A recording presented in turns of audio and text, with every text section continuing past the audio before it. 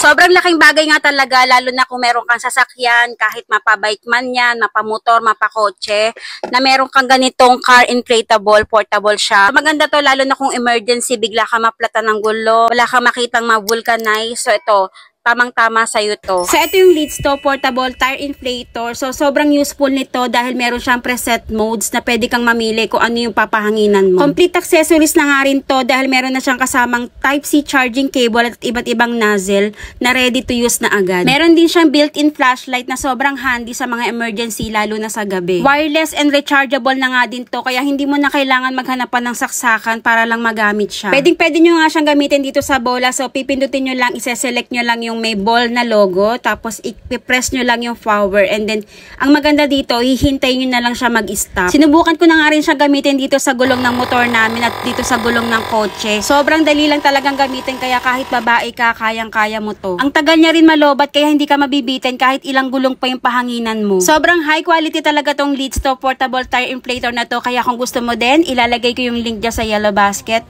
Buy mo na agad at check out mo na yan.